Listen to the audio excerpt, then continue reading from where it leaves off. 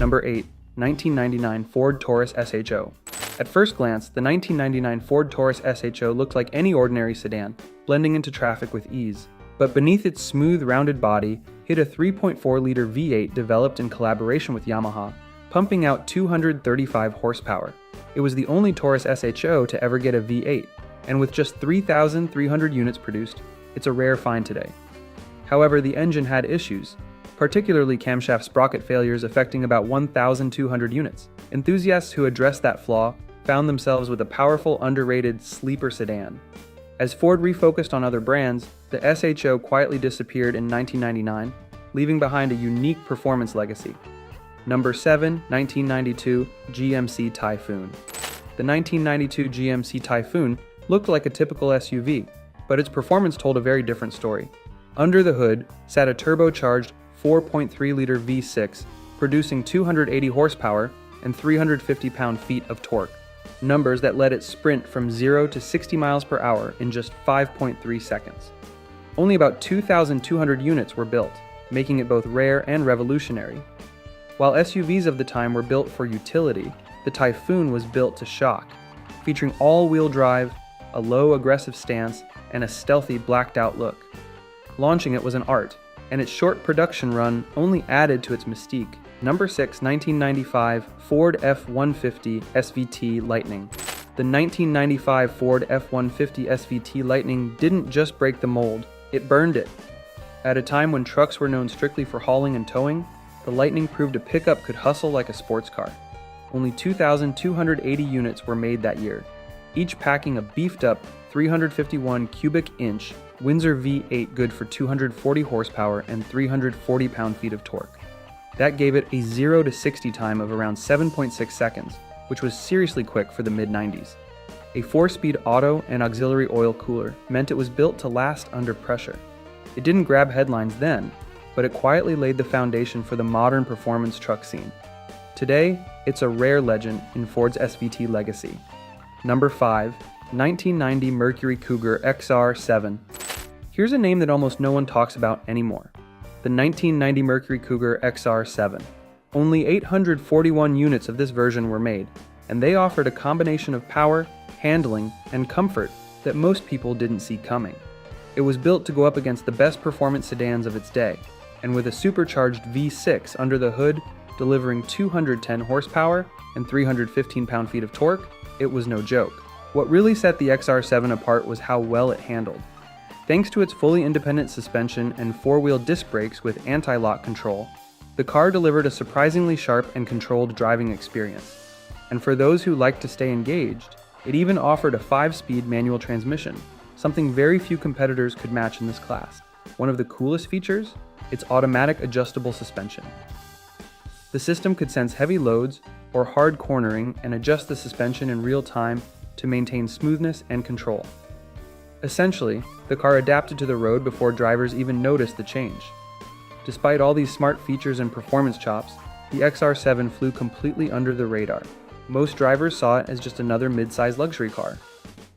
But if one happens to turn up today, it's a rare gem, one of the few cars from the era to blend comfort, innovation, and speed so well. Number 4. 1995 Ford Thunderbird SC. The 1995 Ford Thunderbird Super Coupe, or SC, might just be the most underappreciated car of the decade.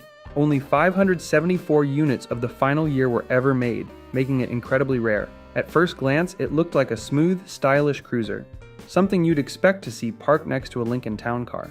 But pop the hood, and you'd find a supercharged V6 engine with 230 horsepower and 330 pound-feet of torque, fed by an Eaton M90 Roots type supercharger. The Thunderbird SC came with either a 5-speed manual or 4-speed automatic transmission, and unlike many American cars of its time, it had independent rear suspension, a feature that gave it excellent road manners and cornering ability. That alone set it apart from its peers, many of which were still stuck with solid axles in the rear.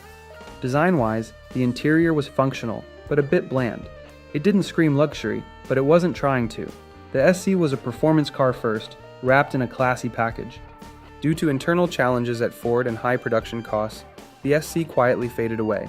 But today it stands as one of the last great rear-wheel drive performance coupes from Ford in that era. and one of the best sleeper cars no one saw coming. Number 3, 1993 Achieva SCX. Oldsmobile might not be the first brand that comes to mind when talking performance, but the 1993 Achieva SCX was different.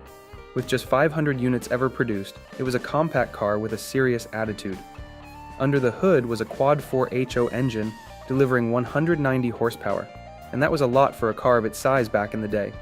It came with either a 3-speed automatic or a 5-speed manual transmission, making it one of the few compact sedans with real driving engagement. The front-wheel drive setup made it stable and easy to control, and while it wasn't a drag strip killer, it was absolutely capable of holding its own on a twisty back road. The styling was subtle, nothing too flashy. Sportier bumpers and side cladding were about as loud as it got. Inside, things were functional, with optional leather seats and even a sunroof for those who wanted a bit of flair. One standout feature was its optional ABS, offered across all trims, a rare thing in the early 90s for a compact. The Achieva SCX didn't ask for attention, but it earned respect from those who knew what it was. Today, it's a mystery to most, but a prize to those who remember what it was capable of. Number 2, 1992 Dodge Spirit RT. It might look like a plain old boxy sedan, but the 1992 Dodge Spirit RT was one of the quickest cars of its time. Hidden beneath its no-frills body was a 224 horsepower, turbocharged 2.2-liter inline-4, which helped it go from 0 to 60 miles per hour in just 5.8 seconds. That was faster than some BMWs and Japanese sports cars of the era. Only about 1,400 units were ever made, making it a rare beast. The engine was hand-built with dual overhead cams, twin balance shafts, and a Garrett turbocharger. All of that tech allowed this family sedan to reach a top speed of 142 miles per hour, which is mind-blowing for something that looked so tame. What's even more interesting is how the car varied by region. In Mexico, for example, it was sold under the Chrysler name and came with more luxury features like leather seats and bigger wheels, plus a wider range of color options. Despite its abilities, the Spirit RT never really caught on. Maybe it was the boring exterior, maybe it was the lack of marketing, but those who knew what it was had something special, a truly capable performance car in a stealthy shell. Number 1, 1994 to 1996 Chevrolet Impala SS. The kind of car that wore a suit but had steel in its veins. The moment someone looked at it, especially in its black-on-black trim, it gave off a quiet confidence. The sleeper part? That came from its engine, a 260 horsepower LT1 V8, the same block used in the Corvette, paired with a smooth 4-speed automatic transmission. The Impala SS wasn't built for show-offs. It was built for people who wanted power and comfort without the flash. It had beefed-up suspension, big disc brakes, and a low, aggressive stance. The ride was smooth, but the handling was sharp, and a few easy mods could push the car up to 300 or even 400 horsepower. The community around this car continues to grow, and the aftermarket support is strong. For a few years in the mid-90s, Chevy built a 4-door muscle car that didn't look the part, but anyone who lined up next to it at a light quickly learned their mistake. Which one of these 90s sleeper cars surprised you the most? Or better yet, which one would you want in your garage today? If this list surprised you or brought back memories, make sure to hit that like button and subscribe for more forgotten gems from automotive history. Let us know in the comments which sleeper deserves a comeback.